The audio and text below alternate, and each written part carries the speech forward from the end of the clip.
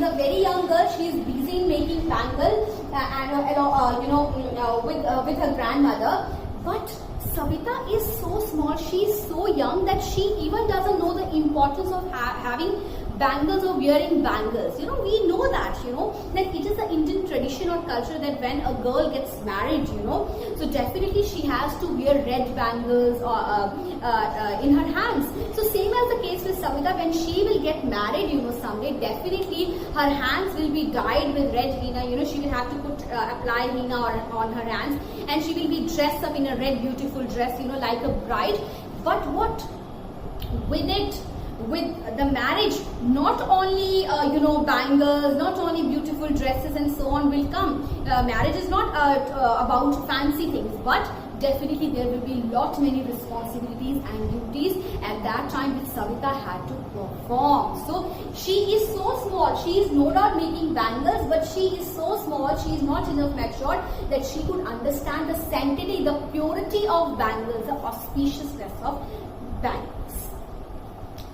एक वक्त से भर खाना भी नहीं खाया, she says. Please underline the very first line of page 19. एक वक्त से भर पेट खाना भी नहीं खाया, she says in a voice drained of joy. She has not enjoyed even one full meal in her entire lifetime. That's what she has reaped. Her husband, an old man with a flowing beard, says, I know nothing except bangles. All I have done is make a house for the family to live in. Hearing him, one wonders if he has achieved what many have failed in their lifetime. He has a roof over his head. So, when this Ani Jung was watching, she was encountering that, Savita was making bangles, and there was an elderly woman who was supposed to be Savita's grandmother, this grandmother was even married, she was wearing bangles, but she has lost her eyesight. And all of a sudden, this grandmother, she explains, she kind of implies, that, for a very long time, since a long time, we have not eaten, we have not enjoyed the full meal, So we could easily see, Ani Jung here wants to represent the tragic condition, the pathetic condition of these people, whosoever is involved in the process of bangle making. And even the male members, Savita's grandfather is also there, and he just says, that, I have done nothing in my life, and I don't know any, I have not been trained to any skill, other skill, and I don't know nothing except bangles, because throughout his lifetime he could have been busy in just making bangles. And by listening to these words, Ani Jung felt that, these people, this male member has got so much of pride that he feels that, okay, fine, that I have made a house, I have built at least a half-built shack or half-renovated house for, my family, and at least I've got a roof over my head, They don't care about that there is no proper drainage or no proper amenities, no proper ventures are there. They are not able to afford any kind of educational opportunities for their upcoming generations, and they have been performing the art of making bangles, since so long, but they have accepted the reality like this.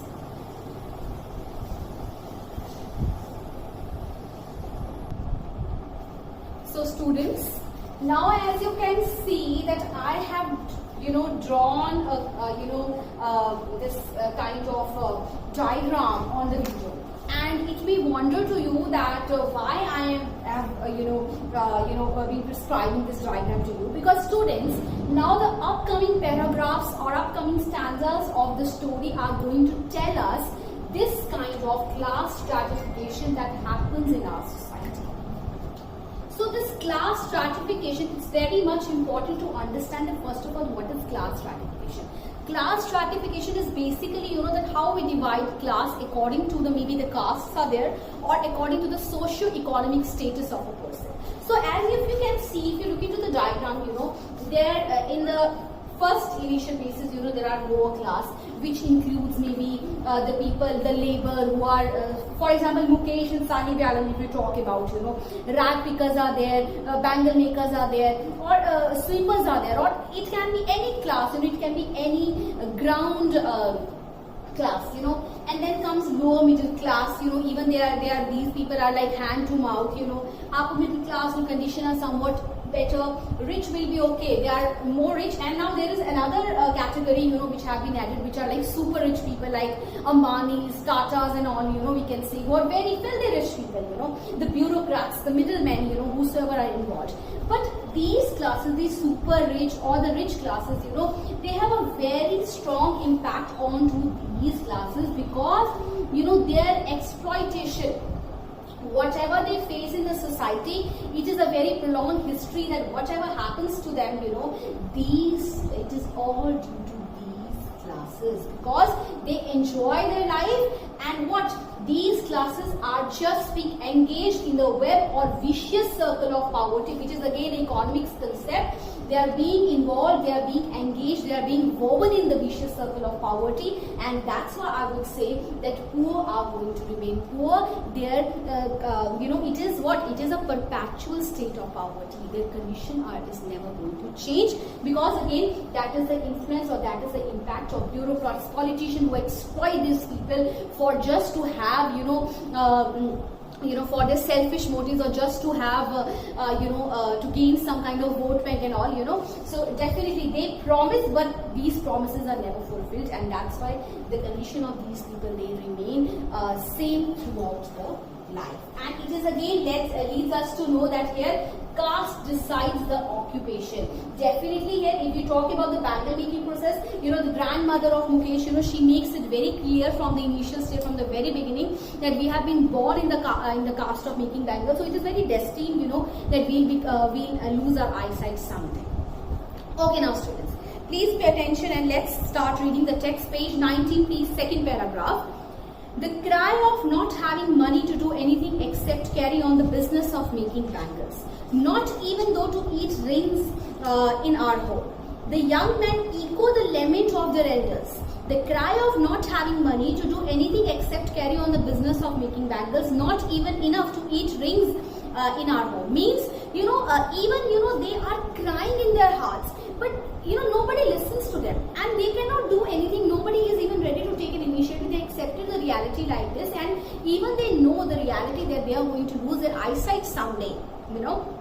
They have to do, and even they are being involved in so much of hard labor, you know, they are just sacrificing their life towards it. But even then, you know, it is this kind of business, this kind of art of making bangles, you know, which is a very beautiful art. Whenever we wear bangles, you know, we feel so happy that see how beautiful a person is looking. But, you know, we never care about, you know, that how much of labor or how much kind of hard work is being involved behind making of such bangles, and which makes, you know, this writer here is, you know, she is actually very realistic. You know, she has shown us the realistic side or the darker side of the society, that see how the society is so much of paradoxical, how the society actually enforces these people to live a life like, you know, hell. And even, you know, they are being involved in such a fine art, even then they cannot see any kind of bright future.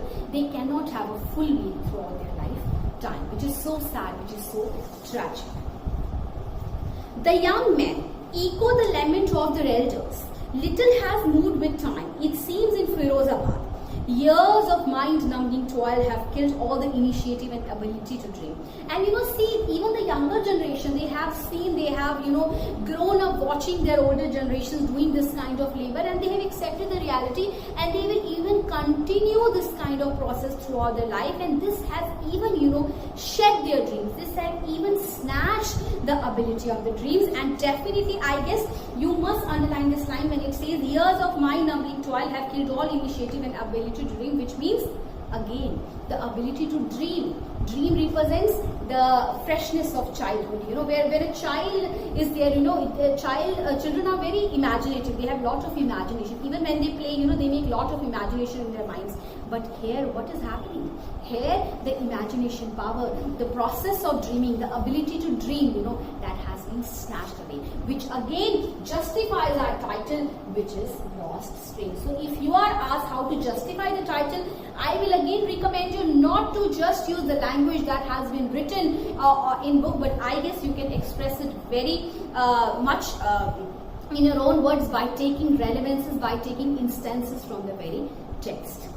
Okay, now, why not organize yourselves into a cooperative? I ask a group of young men who have fallen into the vicious circle of middlemen who trap their fathers and forefathers.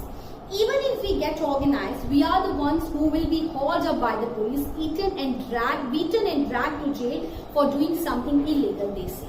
So Anish Jung, when she was wandering in the streets of Firozabad, she met a group of young men who were standing, and she asked them, that why don't you arrange yourself into some movement? So what is a cooperative movement? As the name suggests, cooperative means it comes from the word cooperation. It is a movement where people can work together in some by cooperating each other, and they can do something for the society. They can do something for the betterment of the society. But what they say, what is the reply? They even reply that even if we feel to do so, we feel, but nobody is going to support us because these middlemen, these bureaucrats, these politicians are involved in this. They come here to just for their vote bank. They come here to just to serve their selfish motive, just to grab some fame and money, and then they go and nobody comes back here. So what? So even if they do something, nobody is going to cooperate them, and definitely they will be held up, they will be beaten badly, and they will be dragged into the jail, and nobody will even be even interested to get them out of the prison. So what happens? Nobody is taking the initiative and nobody is willing to do this, so they are accepting the reality as it is. Okay, there is no leader among them. No one could help them see things differently. Their fathers are as tired as they are. They talk endlessly in a spiral that moves from poverty to apathy and to greed and to injustice. Students, please pay attention, and I would really recommend you to underline these lines when it says they talk endlessly in a spiral that moves from poverty to apathy and to greed and to injustice. So students, when I am talking about the vicious circle of poverty, so it is a circle. These people are involved. These classes are involved in the vicious circle of poverty, and nobody is going to help them. And they usually talk about that, there is a lot of injustice, there are a lot of greed that is even prevailing in the society, but nobody is going to help them. And in fact, they don't have any representative in the society who could really show them any kind of direction. So that's why their condition is going to remain same, and they are going to remain poor throughout their life, because here caste decides the occupation, and ultimately which leads us to a phenomena that poor are going to remain poor. Listening to them, I see two distinct worlds. So by listening to their explanations, this writer, she could really imagine, or she could really make it out that there are two different worlds. And what are the worlds? One of the family caught in a web of poverty. In one world there is family which is caught in the thread, or which is entangled in the web of poverty by the stigma of caste in which they are born. Again here, the people are bound, the family members are bound to do the bangle making process because their caste is deciding the occupation, and the stigma of caste, that is enforcing them to do so and so. And what? And the other, a vicious circle of the sahukars, the middlemen, the policemen, the keepers of law, the bureaucrats, and the politician.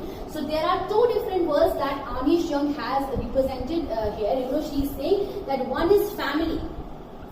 One is family, who is what? Who is entangled, who is woven in the thread of web of poverty. And other is what? Other is the circle, the selfish circle of, I would say, upper class, which upper class represents bureaucrats, politicians, middlemen, sahukars, so and so, and who are responsible for their exploitation, who are responsible, and that's why, these people are being enforced, the children are being enforced to do child labor in such difficulties, in such dangerous workplaces. Together they have imposed the baggage on the child that he cannot put down. Together they have imposed the baggage on the child that he cannot put down. And students, please underline this line, because it again leads us to think the commendable writing style of Anish Jung when she was saying about Sahib-e-Alam. Now you could very much relate the two characters of Sahib-e-Alam as well as Mukesh. When Sahib-e-Alam had started working in a tea stall, he was not at all happy because he used to carry the heavy steel canister canister, which is again was a metaphor. How it was a metaphor? Because this heavy steel canister actually represents the so much burden of responsibilities and duties that had been put on his shoulders. And whereas now if we talk about Mukesh and Mukesh family members or his society where he comes from, all the people, all these children have been burdened by so much of responsibilities, and they have to perform such kind of course at and so much of I would again say dangerous workplaces. Okay. Before he is aware, he accepts it as naturally as his father. So again, it is it has become a practice, or it has become a fashion right from the generation, and it will just keep on moving, because as a child becomes mature, he comes to realize that he has not done anything else, and same as the case with the younger generations, and same as the case with older generations, and it is never going to change. That's why it has been a vicious circle of poverty. It is a chain, and this chain or this web is never going to break. It is never, they are never going to come out of this. To do anything else would mean to dare. So if they try to do something else, if they try to take an initiative, or they try to take any kind of rebellious step, that will be kind of a dare, that will kind of a challenge to this upper class, and nobody will be willing, if some low class person just gets some kind of fame or just gets some betterment in his life, nobody is going to acknowledge it. And daring is not part of his growing up. When I sense, I flash of it. I got a flash of it in Mukesh and cheered. I want to be a motor mechanic, he repeats. He will go to a garage and learn, but the garage is a long way from his home. I will walk, he insists. See students, but the character of Mukesh is very ambitious. I'm again telling you. He says that I want to do something else. I want to be a motor mechanic, and for that I have to learn how to drive a car. I have to go to a garage. But the problem here is that garage is too far away, and again this Mukesh cannot afford a transport facilities to reach out the garage. But he finds a solution, because he's very focused, he's very specific. He wants to come out of that web of poverty. Maybe he feels that this is the only way which could really change the conceptualization of being a bangle maker for such a long time, and he doesn't want to give such kind of pathetic or such kind of tragic living conditions to the future generation. So, but he says that that he is very specific, he is very particular about it, and in fact he says that no matter the garage is too far away, I will definitely walk on my feet, and I will definitely reach the garage, and I will become a car mechanic someday. I will walk, he insists. Do you also dream of flying a plane? So here students, I would really again like to tell you that please underline this time when Anish Young is saying that she's actually asking Mukesh that okay fine, it's better if you want to learn how to drive a car and you will manage to go to a garage even by walking on foot. So do you have ever dreamt, have you ever dreamt of flying a plane? He suddenly sighed. So this guy, this Mukesh is actually all of a sudden he is in silence, and what he says? No, he says, staring at the ground. His small murmur, there is an embarrassment that has not yet turned into regret. He is content to dream of cars he sees hurtling down. Please underline this very last line. This is very touching. This is very emotional. Please underline this line. It says he is content to dream of cars that he sees hurtling down the streets of his town. For airplanes fly over. Few airplanes fly over Firozabad. So what? When Anish Young asked Mukesh that do you have ever dreamt, have you ever dreamt of flying a plane? He is in complete sheer silence. He doesn't say anything, and in fact he says that no. He just talking to himself, in a very low note, in a very low voice, and he says such is a tragedy. He cannot dream to have something fancy because he doesn't come from that caste. He doesn't come from such family, and there will be so many people who will be every time ready, just to suppress him every time, and there are going to be many challenges even while fulfilling the dream of becoming a car mechanic. And he just says that that I cannot dream of something fancy because what? Few airplanes fly over Firozabad. It is not like this that few airplanes fly over Firozabad. What is flying a plane will definitely cost too many of things.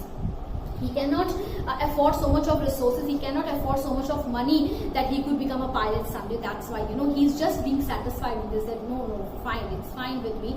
I'll be a car mechanic because at least I can manage to go to a garage and I will definitely do something in my life. So he just, you know, there is a very sad kind of ending, you know, but this sad ending lets us to remind again the brutal and harsh system, the callousness of the society, and the political and the paradoxical approach which is led by the society, which actually leads or which enforces these small children or these people, you know, to live a life of exploitation. And same as the case was Sahib-e-Alam, when he had actually become, even he started earning with 800 rupees and he was getting full meals, you know, at the tea stall, you know. But what?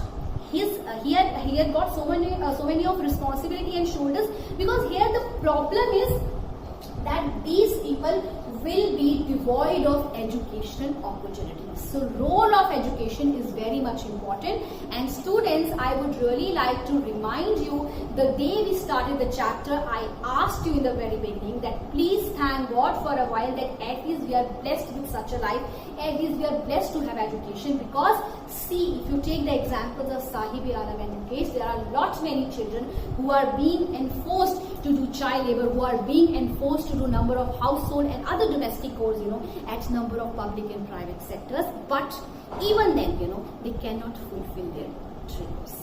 I hope this chapter is clear to you, and now I guess you must do your assignment work properly, and we have whatever we have discussed, and I will be looking forward for it. Thank you so much.